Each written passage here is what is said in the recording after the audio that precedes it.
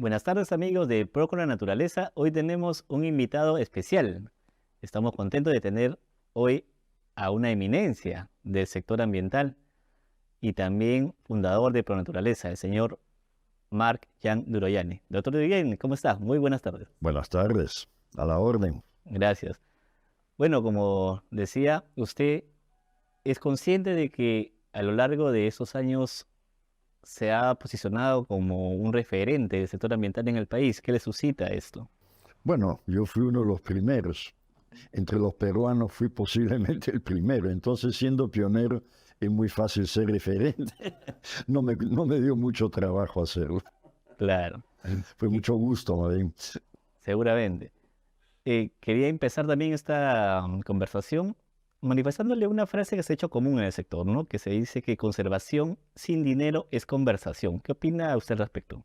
Que en lo esencial no es verdad, porque casi todo lo que se comenzó, las grandes áreas protegidas, mucho de eso se comenzó con centavitos, o sea, sin dinero obviamente imposible, pero se comenzó con muy pocos recursos y todo lo que se ha hecho en el Perú como en otros países del mundo en realidad ha consumido muy poco dinero. Entonces, es una verdad a medias. Es cierto que mientras más dinero se dispone, más trabajo de mejor calidad se hace, pero sí es posible y es necesario comenzar con lo que se tenga y se puede.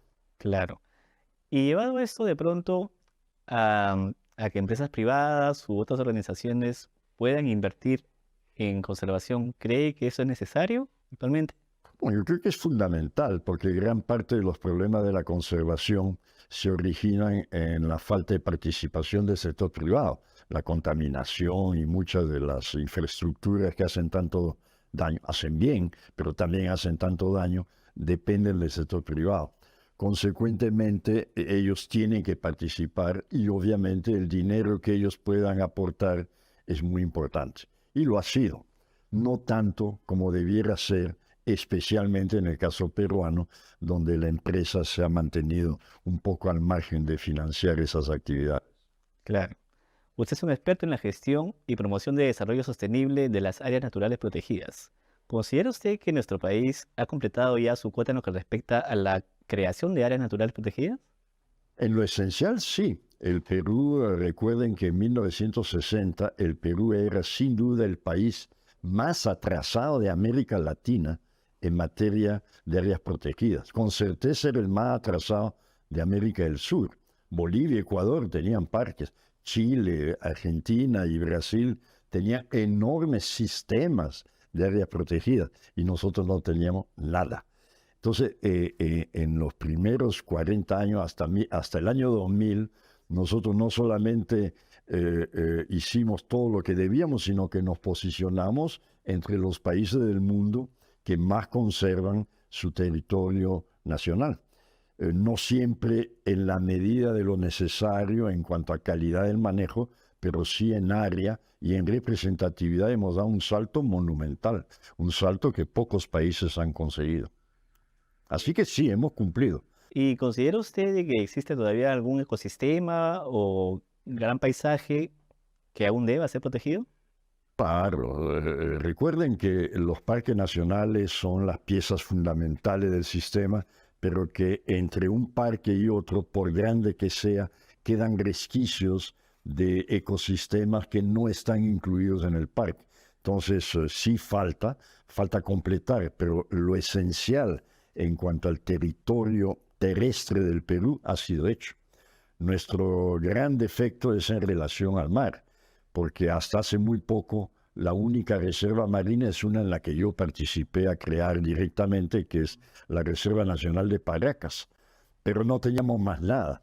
Entonces, la creación del parque, de la Reserva Marina de Nazca, y en especial la necesidad de crear la Reserva Marina del Noroeste, son aspectos cruciales que no se han cumplido todavía. Entonces, nosotros estamos en deuda con la conservación de los ecosistemas marinos, sin duda alguna. Ok, interesante lo que nos comenta doctor Marc. Estamos ante una amenaza real, latente, del cambio climático. ¿qué importancia adquieren las áreas naturales protegidas para combatir justamente el cambio climático?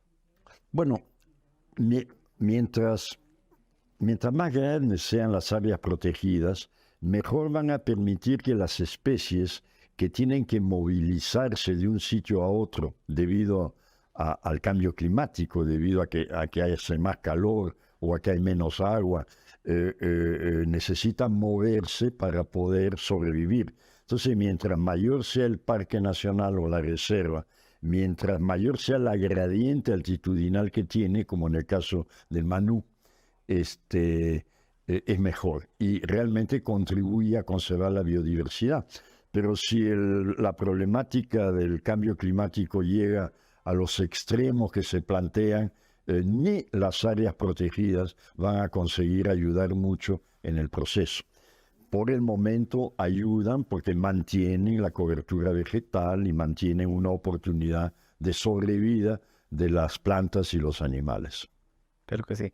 ¿Y qué futuro avisora usted para las áreas naturales protegidas? ¿Es posible que en un contexto de pronto de futura escasez, estas se conviertan en despensas y tengan que convertirse de manera distinta? Bueno, en despensas no se van a convertir, de hecho, porque sus recursos no son groseros, no son millones de toneladas, no produce trigo ni soya. Entonces, pero sí el riesgo de que sean amenazadas por invasores y que hacen deforestación para cultivar, para llevar, para sobrevivir, obviamente es un riesgo real y que puede ir en aumento. Y eso es uno de los grandes problemas del futuro próximo, no solo para las áreas protegidas, porque ante la escasez se va a invadir todo. También se van a invadir las tierras de cultivo, dicho sea de paso. Entonces, porque muchas de ellas van a tener que ser abandonadas por falta de agua, por ejemplo, y van a tener esa gente que invadir otras. Entonces, es una situación que si se llega al extremo que se avisora, va a ser dramática y casi sin solución. En ese contexto, las áreas protegidas no van a ser una solución. Entonces, repito, lo son por el momento porque sirven de buffer, de tampón, de estabilizadores, pero en la medida que el proceso se agrave, ya no lo van a hacer tampoco. Bueno, doctor, hablemos ahora de bosques. Perú es el segundo país luego de Brasil con mayor extensión de bosques amazónicos. ¿Cómo cree usted que podríamos lograr una explotación sostenible de los bosques, no sin ponerle riesgos su conservación? Bueno, el problema principal de la Amazonía o de los bosques amazónicos no es la explotación forestal. La explotación forestal, por definición, no deforesta. La explotación forestal explota sosteniblemente una cierta cantidad de árboles por hectárea y deja el bosque en pie, que teóricamente se debe regenerar. Entonces, la explotación forestal no es el problema de la Amazonía peruana. El problema es la deforestación.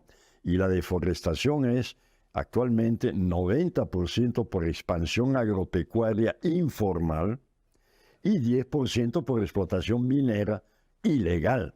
Entonces, el problema de la Amazonía, repito, es la deforestación. Y eso es agricultura y minería. Sin embargo, la explotación forestal mal conducida, como en general ocurre ahora, es causa, sí, de degradación forestal.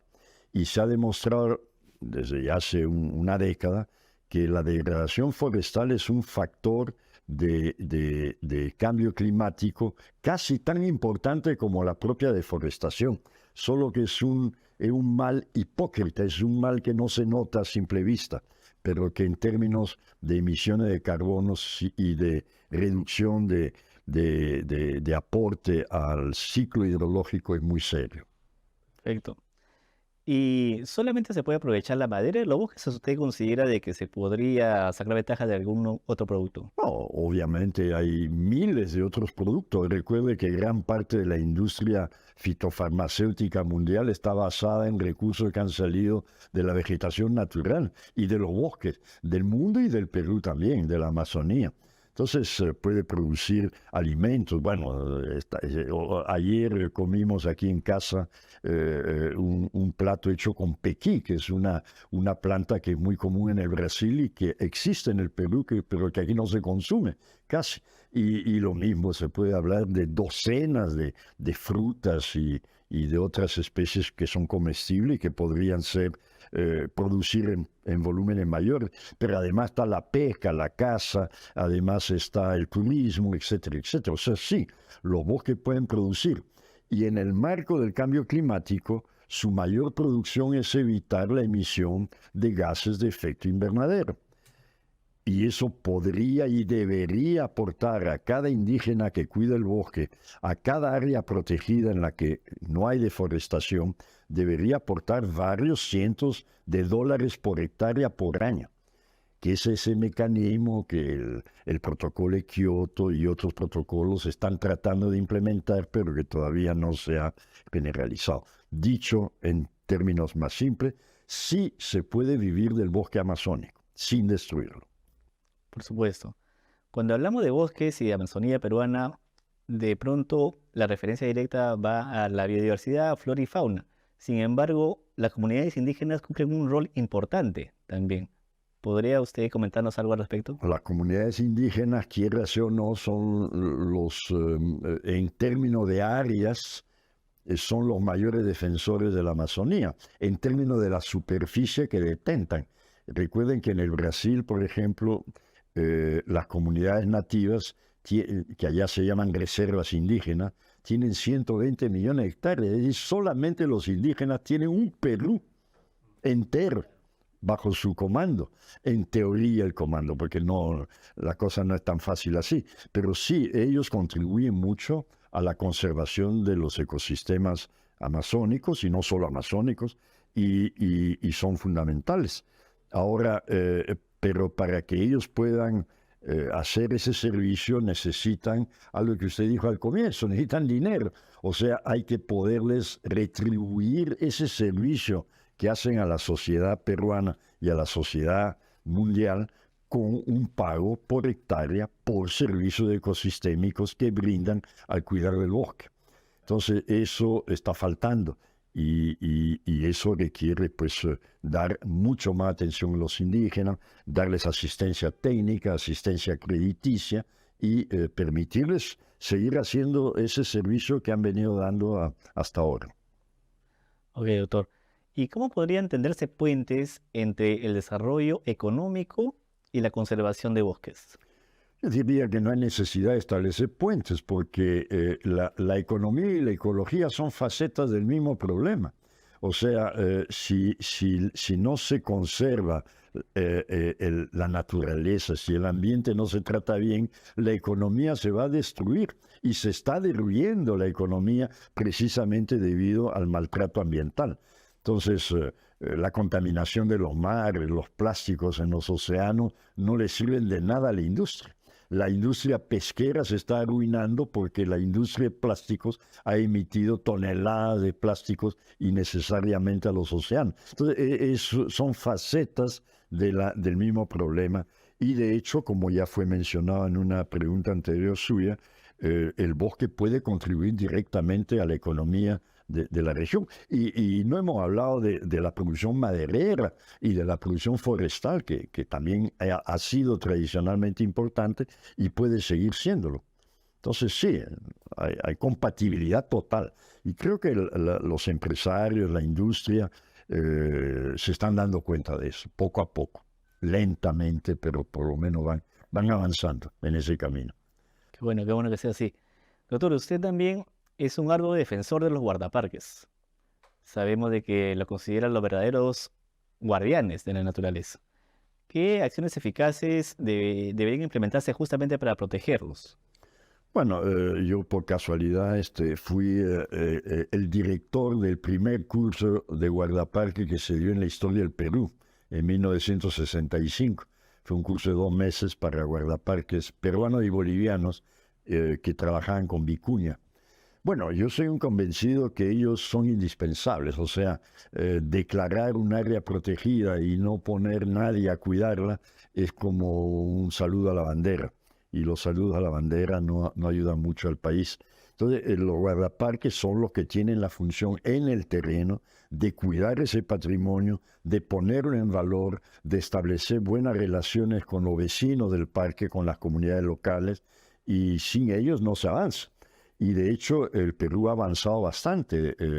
Hoy día hay unos 900 guardaparques, creo que es poquísimo en relación a los veintitantos millones de hectáreas protegidas que tenemos, pero que ya es algo. Y lo que sí es indispensable es darles la formalidad del caso, o sea, transformar esos guardaparques en profesionales, no necesariamente con estudios de maestría o de doctorado, pero sí profesionalizarlos, darles la posibilidad de progresar en la escala de sus, en la escala burocrática, en la escala administrativa, y para eso se necesita crear una especie de escuela de guardaparques que transforme los nativos en guardaparques, que asimile jóvenes profesionales que quieren ser guardaparques y que dé un común denominador profesional. Eso existe en Estados Unidos, existe en muchos países del mundo, o sea, no hay ninguna novedad. ¿Y a qué se debe ese desfase entonces? Porque el desfase el Perú lo ha tenido desde el comienzo. Repito, en 1960 no había nada, no había ni parque, nadie sabía qué cosa era eso. Entonces ha llevado, ya son 50 años, ¿no? Hemos celebrado el Manú, en estos días estamos celebrando el aniversario del Parque Nacional del Manú. Bueno, son 50 años, puede llevar más tiempo hacer eso. Pero Argentina hace más de 70 años tiene una escuela de guardaparques que es famosa. Entonces ya lo vamos a hacer, pero lleva tiempo y espero que se resuelva pronto. Sí, y de hecho hay un proyecto de ley que está a la espera de ser atendido en el Congreso. En verdad ha habido varios, pero pocos han prosperado y hay uno que está corriendo con apoyo de algunos juristas muy importantes como Mariano Castro, por ejemplo, que ha sido viceministro de Ambiente y que es profesor de Derecho en la Católica, y gente como él están tratando de convencer al Congreso y a los... y ahora que tenemos un servicio de parques cuyo jefe es un ex guardaparque, yo espero que ahora sí salga. O sea, el privilegio de tener un director del CERNAMP, que es un ex funcionario de parques trabajando 3 años en el Parque Nacional del Manu, es un privilegio y creo que él tiene la responsabilidad de sacar esa ley. Excelente, doctor. Bueno, y entonces, ¿usted diría que las áreas naturales protegidas, volviendo un poco a ese tema, han sido lo que más le ha preocupado en la amplia trayectoria que tiene? Bueno, al comienzo me preocupó mucho el tema de las áreas naturales protegidas y me sigue preocupando, por supuesto, pero mi mayor interés en la vida profesional ha sido la Amazonía. O sea, mi mayor interés es tratar de que la Amazonía se mantenga como un lugar donde existe bosque, donde existe naturaleza y donde la sociedad convive armoniosamente con la fauna y la flora. Entonces, no, mi mayor interés en la vida siempre ha sido la Amazonía, más que las áreas protegidas. Así es, usted ha sido un activo defensor de la Amazonía, incluso en un gobierno, el gobierno del arquitecto Belaúnde, tuvo que ver con que no se conquiste justamente este espacio, ¿no?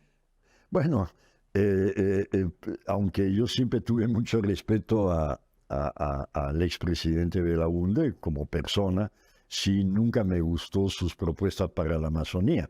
En realidad, su famosa marginal de la selva ha sido el peor daño que se ha realizado a la Amazonía peruana. Una carretera sin planeamiento que simplemente ha abierto millones de hectáreas a la destrucción por la agricultura informal, sin inversiones en desarrollo local, nada, ha sido desastroso. Pero en fin, y además él quiso entrar al Parque Nacional del Manu con su famosa marginal de la selva, y si lo hubiese conseguido, obviamente no tendríamos Parque Nacional del Manu. No, habríamos festejado unas cuantas vacas en el Manu y más nada, ¿no? Doctor, y el cambio climático está muy ligado al tema ambiental. ¿Cómo cree usted que nuestro país, y bueno, en general los peruanos, debamos adaptarnos al cambio climático para mitigar sus impactos? Mira, para adaptarnos al cambio climático, lo único que podemos hacer es seguir haciendo lo que hemos venido haciendo, o sea, conservando la vegetación, protegiendo los océanos, no contaminándolos, o sea, para evitar el impacto peor del cambio climático, solo podemos hacer lo que hemos venido haciendo siempre, pero en pequeña escala, o sea, tenemos que reforestar más, tenemos que restaurar el ecosistema degradado y portarnos bien. Al final, el cambio climático es porque la humanidad se ha descuidado. Y es como tirar la basura en el propio lugar donde uno vive, ¿no? Eso hemos ido haciendo y ahora la basura está aquí. Y claro, eso ha ocasionado toda clase de problemas ambientales. Entonces, lo que hay que hacer es limpiar la casa y eso implica seguir trabajando bien. Entonces, lo que los ambientalistas hemos hecho desde que existe esa tendencia, que además es muy antigua, ya existía milenios atrás. Los parques nacionales no han sido inventados en Estados Unidos, existían en todas las grandes culturas del mundo. Entonces, eso es lo que hay que hacer, solo que se ha hecho en pequeña escala y la economía ha ido dominando en exceso lo que debería haber sido el sentido común. O sea, se ha vuelto un sentido económico en lugar de común. Sí, lamentable lo que nos comenta, doctor. Entonces, ¿usted cómo ve el escenario con respecto al cambio climático? ¿Cree que estamos en la posibilidad justamente de salir airosos de ese gran reto? No, airosos no vamos a salir. Ya estamos pagando el pato y lo vamos a seguir pagando. Pero bueno, la humanidad tiene una característica biológica importante, muy resiliente. Y creo que, y los peruanos son particularmente resilientes, además, históricamente, tradicionalmente. Entonces, yo pienso que vamos a salir adelante, pero va a implicar cambios muy drásticos en la forma de gobernarnos y en la forma de actuar. Vamos a tener que hacer muchas de las cosas que siempre hemos hablado de hacer, como no acumular riqueza por gusto, no tener dos carros si no se usan los dos, en fin, todas esas cosas que siempre se dicen van a tener que comenzar a hacerse y muy rápidamente, porque si no, no va a haber mejora. Claro. Entonces, bueno, el futuro no es muy promisorio. ¿Qué políticas públicas en todo caso debería? El futuro depende de nosotros, depende de que hagamos lo que se debe hacer. Entonces yo diría que sí, en cierta forma es promisorio. En la medida en que estemos dispuestos a hacer lo que se sabe hay que hacer. Se conoce todo, las energías no las energías renovables, etcétera, etcétera. Es increíble, por ejemplo, que el sector energía y minas esté proponiendo destruir los parques nacionales para explotar petróleo en una época en que ya nadie está pensando más en petróleo, se está pensando en energía solar, eólica, etcétera. En el Perú a alguien se le ocurrió en ese ministerio proponer una ley que realmente destruiría las áreas protegidas. Eso es lo que hay que evitar, hay que pelear contra eso. De acuerdo, doctor, definitivamente. Doctor, no quería desaprovechar esta entrevista para hablar de Pronaturaleza, la organización que usted, junto a otros dos señores, fundó, junto a los señores Manuel Ríos y Carlos Ponce, que en paz descanse. Y quería preguntarle, su legado es muy amplio. Usted tiene diversas publicaciones, ha formado muchos profesionales, ¿no? Pero diría que Pronaturaleza es uno de los más importantes que ha logrado en su vida. No, Pronaturaleza es una de las herramientas que Ponce y Ríos, entre otros, creamos para hacer nuestro trabajo de conservar la naturaleza y nuestro trabajo de defender la Amazonía y más recientemente ya de combatir el cambio climático. O sea, es una herramienta. Y sí, ha sido una herramienta que ha sido muy exitosa. Hemos calculado que hasta los primeros 20 años ya habíamos transferido cerca de $30 millones al Perú para conservar la naturaleza, y he visto un cálculo reciente que habla de 80 millones de dólares. Quizás no sea tanto, pero sí haber canalizado para conservarlo el patrimonio natural peruano tanto dinero es un hecho sumamente importante y ojalá podamos seguir haciendo eso. Pero el dinero otra vez es importante, pero lo importante es lo que se ha hecho con el dinero. Y ahí está, el Manú no hubiera sobrevivido en la década perdida de la economía de América Latina, la década de los 80, en la que Belaúnde justamente trataba de destruir el Manú. No hubiéramos sobrevivido de no tener ese dinero. Y eso lo ha hecho Pro Naturaleza con esos recursos. Entonces, sí ha tenido un rol muy importante y espero que en el futuro tenga uno por lo menos igual. Aunque ahora hay mucho más competencia. A Dios gracias, Pro Naturaleza ya no está sola. Hay una serie de organizaciones no gubernamentales excelentes que están actuando en el Perú. Así es, y como se dice en el sector ambiental, no hay competencia en el sector ambiental. En realidad tenemos aliados, ¿no? Somos aliados siempre. Eh, ¿Algún reconocimiento o elogio a la labor que ha realizado Pro Naturaleza que recuerde especialmente?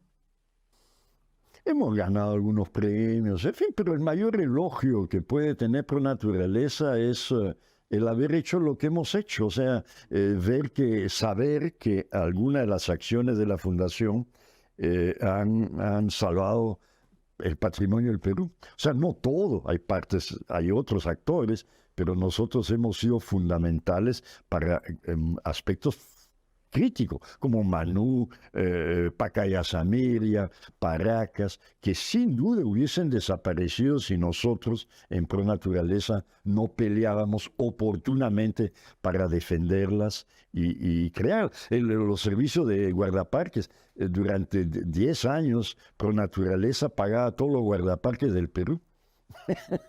Porque el ministerio, bajo la época de Belaúnde y de Alan García, el primer gobierno, no dieron un centavo para conservar la naturaleza. Entonces, sí, hicimos nuestro papel, pero no hemos terminado. Claro, sigue el trabajo. Doctor, usted nos dijo hace poco en una charla interna una frase que ha calado mucho entre los colaboradores de Pro Naturaleza, que nosotros estamos allí para hacer algo por el Perú. ¿Esta visión la tuvo siempre desde joven?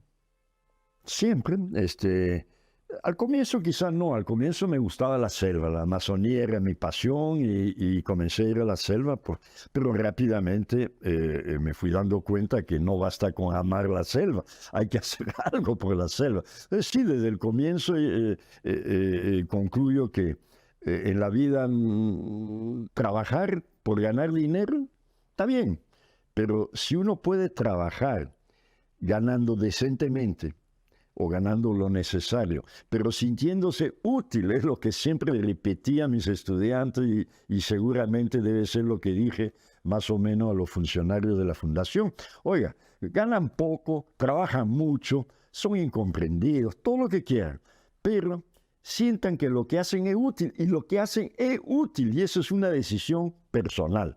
Es hacer bien las cosas, hacerlas útil, ver que funcionan y ver que sirven a quién, a los demás peruanos y a todos, y a la humanidad, claro. Y así lo sentimos, doctor. Ojalá. Este ha sido el primer bloque de la entrevista con el doctor Marc Duroyani, pero tenemos muchas más preguntas que hacerle, así que ya regresamos con Pro con la Naturaleza.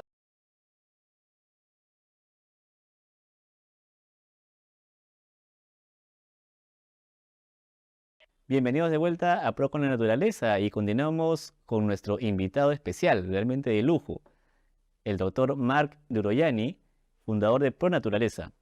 Y ahora vamos a conversar un poco de su vida, doctor. Queríamos conocer de pronto ese lado que pocas veces le deben haber preguntado en público, ¿no? Usted, por ejemplo, cuéntenos, ¿dónde nació, cómo transcurrió su infancia? Bueno, yo nací en Francia, en París, el 2 de enero de 1941, o sea, en plena guerra mundial y Francia ocupada. Pero mi madre es peruana, mi madre era peruana. Mi madre era hija del cónsul de Perú en Niza y de una familia peruana. Inclusive tengo entre mis antepasados al contraalmirante Manuel Villavicencio. Mi abuelo se llamaba Ricordi Villavicencio, mi abuelo materno. Pero mi padre sí era francés, pero de origen griego. De ahí mi apellido que no es tan francés, en verdad, Durojani. Está afrancesado, pero es griego, era Duroyanis. Y bueno, y a los 8 años la familia vino aquí al Perú porque todavía la familia de mi mamá o mi madre tenía alguna propiedad todavía aquí en Lima y vinimos aquí. Y ahí llegamos sin mucho recurso y yo estudié en un colegio fiscal en Pueblo Libre al lado de la iglesia matriz de Magdalena Vieja, donde hice mi primera comunión. Y después estudié toda la secundaria en la Gran Unidad Escolar Bartolomé Herrera, que está todavía en la avenida La Marina, Claro. a la que iba a pie en medio de chacras. Ah, sí, claro, Lima era muy distinta. Y después entré a la agraria, a La Molina, me gradué primero de agrónomo en 1963 y después me gradué de forestal 2 años después. Y después ya hice doctorado, eso ya es la parte más reciente. Pero así comenzó la cosa. ¿Y tuvo su inclinación desde esos años, desde la infancia, para el tema de conservación y forestal? Por la conservación, no exactamente. Nosotros, muy al estilo europeo, acostumbramos a acampar. Pasábamos 2, 3 meses en carpas en la playa, cuando no había nadie en las playas, ¿no? Entonces comenzamos en Ancón, de ahí fuimos más al sur, de ahí a Mala, de ahí seguimos hasta Cañete, nos fueron empujando poco a poco, pero vivíamos en campamentos y en el invierno subíamos a la sierra para acampar. Entonces, por costumbre familiar, siempre estuvimos muy en contacto con la naturaleza, o sea, vivíamos en carpas, cocinábamos en carpa, vivíamos. La ducha era el agua de mar, nos bañaban en el mar, no había agua dulce, etc. O sea, así comenzó a conocer la naturaleza. Y algo que siempre digo, y todo el mundo reconoce, si no conoces algo, no vas a amar eso. Entonces yo comencé a amar la naturaleza a través de vivir en ella, plenamente. Y después la Amazonía siempre me llamó la atención, y como comentamos hace un ratito, cuando tenía 14 o 15 años, me embarqué con un amigo loretano, me embarqué a colectar plátanos en el Aguaitía. Entonces fuimos en un camión, en la cuneta del camión, bajamos pelándonos de frío, mi amigo Charrapa y yo, hasta Porticlo, bajamos hasta ahí y cargamos plátanos todo el día y al día siguiente volvimos a Lima. Ese fue mi bautismo, que tuvo un ingrediente adicional. Esa noche, después de cargar los plátanos, todo el mundo fue a la maloca, a la casa, a la casita, en la choza, a dormir. Y cuando ya la gente se fue, se metió era en el emponado, dormíamos sobre el piso, alguno se fue al baño, al yucal, y comenzó a gritar después de 10 minutos. Cuando llegamos, le había mordido una chuchupe en la nariz. Y entonces, claro, pegaron el machete y cortaron la chuchupe, pero no la podían abrir porque la nalga redondita había agarrado.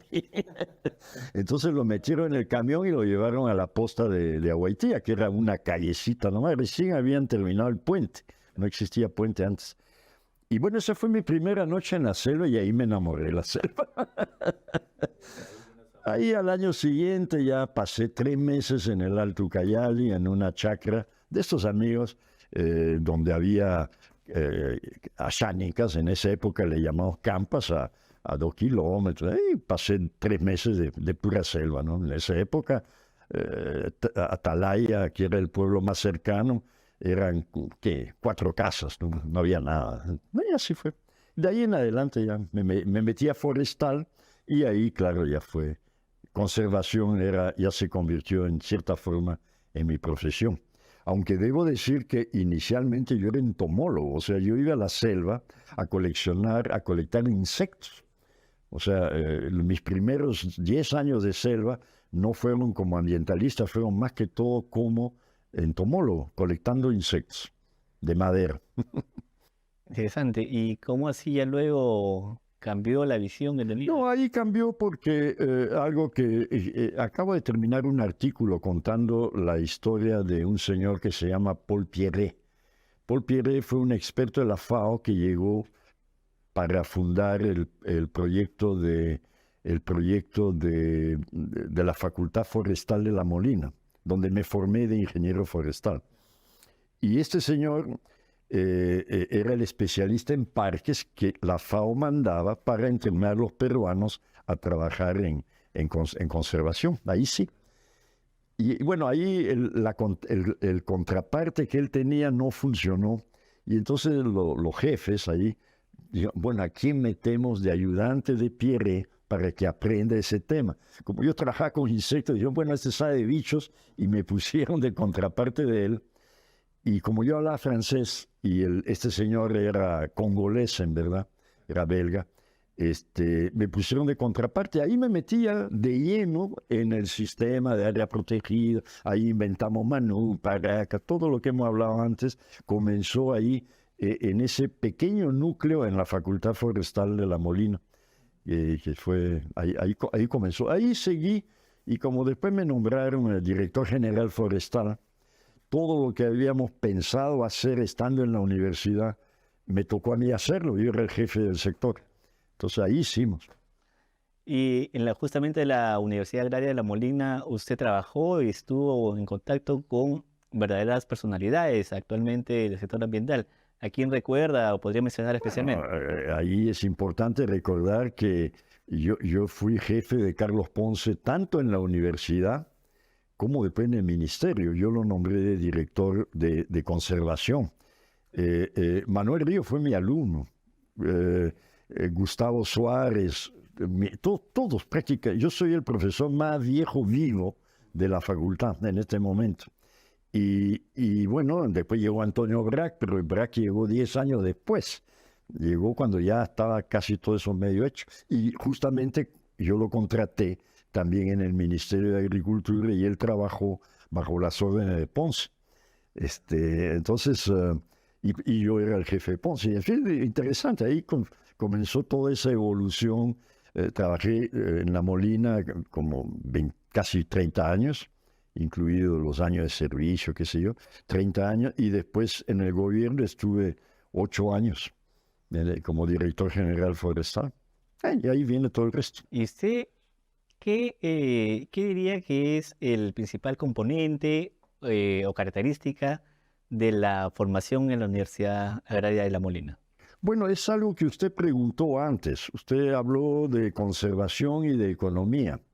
Y lo que hemos aprendido en la agraria, en la facultad forestal, es que hay compatibilidad plena entre conservar la naturaleza, usarla bien, es decir, sosteniblemente, y la economía. O sea, porque, y ahí viene todo el sistema, el principio del manejo forestal es el uso sostenible del bosque natural o cultivado. Aquí estamos hablando del natural, obviamente. O sea, se puede sacar madera, producir millones de toneladas de madera sin destruir el bosque. Se puede. Pero para eso hay que tener disciplina social, obedecer la norma, y es lo que no ocurre en general. Entonces, en lugar de hacer un manejo realmente sostenible, se hace un manejo forestal. No es manejo. Se destruye el bosque para sacar la madera noble y dejarle el resto. Destruyen 3 árboles para sacar uno. De cada árbol dejan la mitad en forma de acerrín en el terreno, o desperdicio de madera, en fin. Eso es lo que los forestales teóricamente aprendemos a hacer. Entonces, usar la naturaleza, pero dejarla viva y en buen estado, y si posible, mejor de lo que estaba antes. Entonces, eso es la base. ¿Qué es la diferencia con el biólogo? Los biólogos, lamentablemente, no llevan la parte económica y social tan bien montada como la llevan agrónomos y forestales. De ahí que el enfoque sea un poco diferente entre la biología y la forestería o la agronomía, que son ciencias aplicadas, ¿no? Usted ha vivido todo este proceso justamente de adaptación y de establecimiento de lo que es la conservación, incluso cuando no existían los términos sostenibilidad, ¿no? Han sido los pioneros, han construido esto aquí en el Perú, sobre todo. ¿cuál diría usted que es el principal factor que le ayudó justamente a comprender lo que era la problemática ambiental en el país? La pregunta es un poco rara. ¿Cómo explicar? Es algo que uno lo ha notado siempre. O sea, cuando llegó Pierre, como comentaba al comienzo, lo primero que constató Pierre y nos hizo ver a nosotros, sus contrapartes peruanos, oye, ustedes están súper atrasados, no tienen siquiera un parque. Nadie está cuidando de la naturaleza. Ahí él comenzó a meternos en la cabeza que necesitábamos un sistema nacional de áreas naturales protegidas, que la vicuña estaba casi extinguida. Había 4 vicuñas perdidas, todo el mundo mataba vicuña en cualquier lugar. Él comenzó el plan de manejo de la vicuña que concluyó en que en 10 años salvamos la vicuña de la extinción. Entonces, uno se va empapando de eso a medida que trabaja y ve que ahí volvemos a un tema ya tocado, que hay compatibilidad entre desarrollo económico y conservación. La vicuña es una riqueza tremenda, si se maneja bien, se puede esquilar o se puede matar, como cualquier ganado vacuno o caprino, es un bicho. Lo importante no es no matarlo, lo importante es no extinguirlo. Porque ahí se acaba la famosa gallina de los huevos de oro. Pero mientras la gallina pueda seguir dando pieles o carne, perfecto. Que es lo que se hace con las vacas, con el ganado vacuno. Entonces, eso es. Y en su paso por el Estado, ¿cómo diría usted que ha progresado la visión justamente del Estado, del gobierno central, para la protección de los recursos naturales? Bien, en la época en que yo fui director general, la cuestión forestal era muy pequeñita, pero yo tuve suerte de tener ministros que eran muy competentes, muy honestos, y eran militares, eran generales. Yo trabajé en la época de Velasco, ¿no? Y los ministros que tuve me dieron todo el apoyo necesario. Con ellos hicimos todos esos parques. Manú, Paraca, Huascarán, Titicaca, Junín, todo eso se hizo con los militares. Y después, repito, volvió el gobierno civil de Belaúnde y de Velasco, y de Alan García, y todo se fue abajo. Por eso creamos Pro Naturaleza, porque en esa época ya no había nada para cuidar el ambiente. Y después vino Fujimori, mejoró un poco, especialmente al final cuando Josefina Takahashi, que es la presidenta actual de la fundación, asumió el INRENA. Ahí comenzó a mejorar, mejoró bastante. Y ya cuando Antonio Brac, en el segundo gobierno de Alan García, fue nombrado jefe ministro del Ambiente, ahí la cosa despegó. Ahí Brac Antonio hizo un trabajo fenomenal. En esa época yo ya no estaba, yo ya era... allí Brac fue el personaje de este siglo, ¿no? Sin duda alguna. Y fue seguido de otro ministro muy bueno que fue Manuel Pulgar Vidal. Entonces hubo 2 ministros del Ambiente excelentes que durante 7 u 8 años dieron un empujón tremendo a la cuestión ambiental que se manifiesta especialmente en el CERNAMP, ¿no? Doctor, usted cuando llega a un evento ambiental, cuando visita la universidad que ha sido su alma mater, ¿no? Y en general, cuando va a algún evento, es muy reconocido, es muy requerido, ¿no? ¿Qué le suscita esa tensión que provoca en las nuevas generaciones que trabajan por el ambiente? Hay varias respuestas ahí. En primer lugar, me da mucho orgullo, porque finalmente yo no soy rico. Tenemos entre mi esposa, que fue viceministra de Ambiente del Brasil, y la que fundó gran parte de los parques nacionales del Brasil, y yo solo tenemos este apartamentito y otro apartamentito, que no es tanito, pero en fin, que no es una fortuna. Tenemos un carrito viejo en cada lugar y más nada. Entonces, la satisfacción es esa, que algunos crean que hemos hecho un gran trabajo. Y digo crean porque desde mi propio punto de vista, yo he hecho lo que me gusta. Mi mujer y yo hemos hecho lo que nos ha gustado toda la vida. Entonces, no nos sentimos merecedores de mucho elogio, porque en realidad siempre hemos hecho lo que queríamos. Entonces, el mejor premio ha sido ese, y claro, si alguien te aplaude, mejor todavía. Doctor Mar, ¿qué futuros proyectos tiene actualmente? Seguir escribiendo y seguir luchando para evitar los desastres que se vienen. Por ejemplo, el proyecto de ley que en estos días está circulando, que permitiría destruir prácticamente los parques nacionales. No va a pasar, por supuesto que no, pero en fin, continuamente aparecen nuevos riesgos y uno tiene que estar permanentemente alerta. Entonces, el futuro mío es seguir escribiendo mientras pueda, que es lo que mejor hago. Antes pintaba, algunos cuadros aquí míos, pero ahora escribo. ¿Y qué más? Pues me gusta escribir. Bueno, agradecemos que tenga una pluma tan fecunda, doctor. A usted en especial. Doctor Mar, ¿cómo espera usted ser recordado? Como alguien que sirvió al país y que no robó. Sí, no, en realidad nada especial. Si hay gente que piensa que fui útil, estoy satisfecho, moriré satisfecho. Nada más.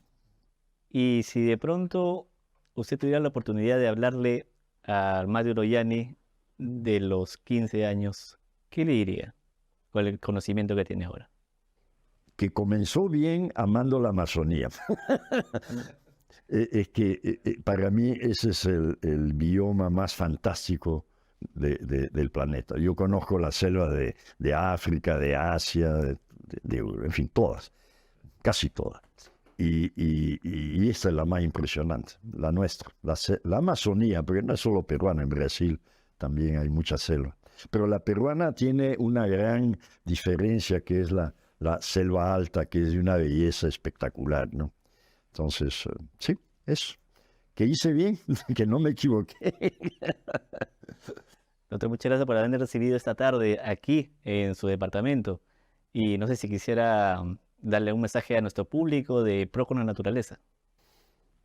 Simplemente decirle que les agradezco por haberme escuchado tanto tiempo.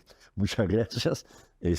Siempre se puede responder muchas otras preguntas, pero puede ser motivo eventualmente de otra reunión. Pero muchas gracias a Pro Naturaleza, muchas gracias a los que me han escuchado o que me van a escuchar con paciencia.